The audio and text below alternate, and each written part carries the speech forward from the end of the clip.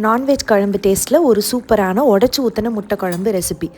இது செய்ய ஒரு கடாயில் எண்ணெய் விட்டு சோம்பு, பட்டை, கிராம்பு, கருவேப்பிலை, பச்சை மிளகா சேர்த்து பொரிஞ்சதும் ஒரு பெரிய சைஸ் நறுக்கின வெங்காயத்தை சேர்த்து கண்ணாடி பத அளவுக்கு வதக்கிட்டு இஞ்சி பூண்டு பேஸ்ட் சேர்த்து பச்சை வாசனை போன பிறகு ஒரு பெரிய தக்காளி பழத்தை நறுக்கி சேர்த்துக்கணும். இதுலேருந்து எண்ணெய் பிரிஞ்சு வந்தோடனே 1 ஸ்பூன் மஞ்சத்தூள், 2 ஸ்பூன் மல்லித்தூள், 2 ஸ்பூன் குழம்பு மிளகாத்தூள், 1 ஸ்பூன் கரம் மசாலா இதெல்லாம் சேர்த்து மசாலாவை நல்லா அந்த எண்ணெயிலேயே சேர்த்து கலந்து வதக்கி விடணும்.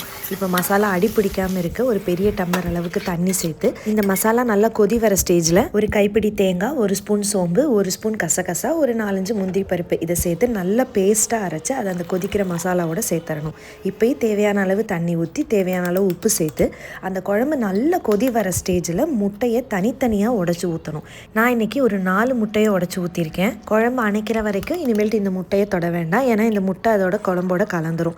இன்னும் ஒரு 10 நிமிஷத்துக்கு நல்லா மூடி போட்டு நல்லா வெந்ததுக்கப்புறம் கொத்தமல்லி தழை தூவி இறக்கினா சுட சுட சாதத்தில் எடுத்து நல்லா சர்வ் பண்ணுறதுக்கு சூப்பரான ஒரு முட்டை குழம்பு ரெடி.